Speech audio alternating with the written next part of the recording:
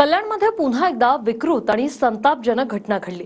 13 वर्षीय मुलीवर अत्याचार करून हत्या करणाऱ्या विशाल गवळीला पोलिसांनी शेगावमधून पकडलं। कोर्टाने त्याला 7 दिवसांची पोलीस कोठडी सुनावली। तर मुख्यमंत्र्यांनी या नराधमाला फाशीची शिक्षा होईल हे सुनिश्चित करा असे आदेश दिलेत।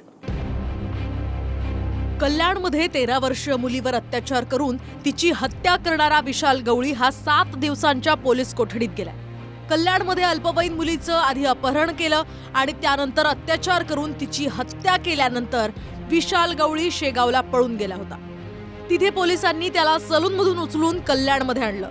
कोर्टात हजर केल्यावर या नराधमाला आता 7 दिवसांची पोलीस कोठडी सुनावण्यात आली आहे। मुख्यमंत्री देवेंद्र फडणवीसांनी ठाणे पोलीस आयुक्तांशी या संदर्भात फोनवरून चर्चा करून कल्याणची घटना ही अतिशय गंभीर असून आरोपीला फाशीची शिक्षा होईल हे सुनिश्चित करा असे आदेश दिले। तो विकृत आहे।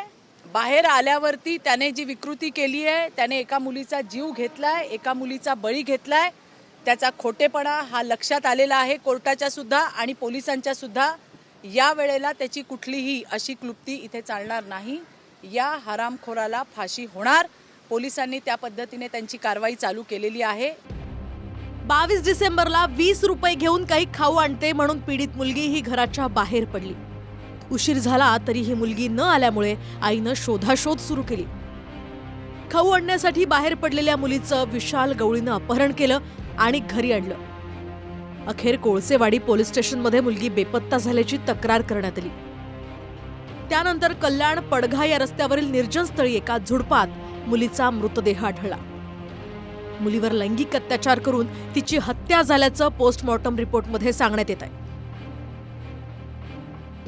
विशालची पत्नी साक्षी गवळी ही बँकेत काम करते।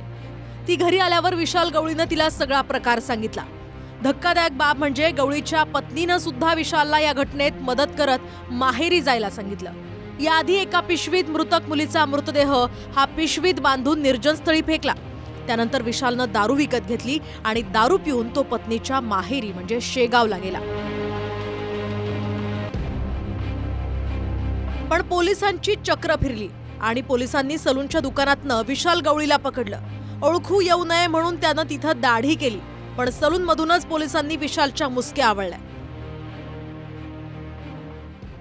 हे सगळे लोक कल्याण, अंबरनाथ आणि बीडलाच का असतात? का? अक्षय शिंदेचं तुम्ही निवडणुकीपूर्वी एन्काउंटर केलं, तुम्हाला राजकीय फायदा हवा होता।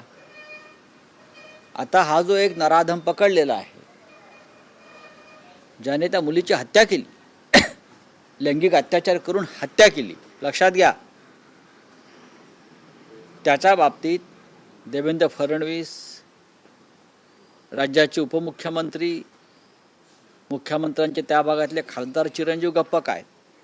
झालेली घटना अतिशय दुर्दैवी आहे, दुःखद आहे, माणुसकीला काळीमा फासणारी आहे।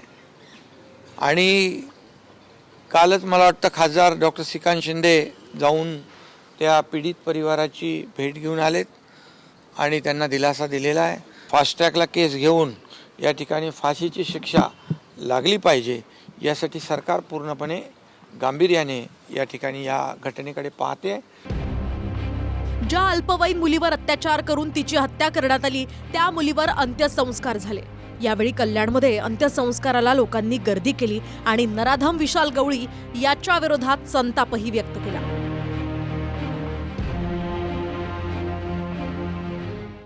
उसका घर तोड़ो, वो रहने नहीं चाहिए, उसका हाथ पैर काटो, उसके हाथ पैर काटो और उसके जान से फांसी नहीं चाहिए। हाथ पैर काटो, रोड पे भटकने चाहिए, उसको जीवन काटनी चाहिए रोड पे।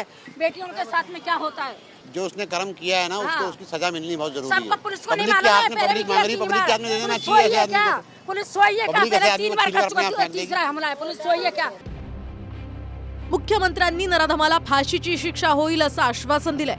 काही महिन्यांपूर्वीच बदलापुरातल्या घटनेनं अख्खा महाराष्ट्र हादरला होता। आता कल्याणमध्ये या नराधमानं विकृतीची परिसीमा गाठली आहे। त्यामुळे असे हे नराधम कायद्यानं कायमचे ठेचले पाहिजेत। कृष्णा सुनारवाडकर सह सुनील जाधव, TV9 मराठी, कल्याण।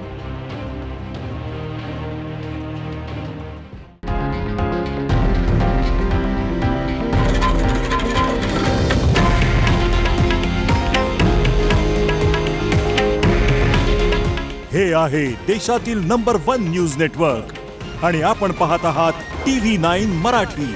काळजी तुमची, हित महाराष्ट्राचं.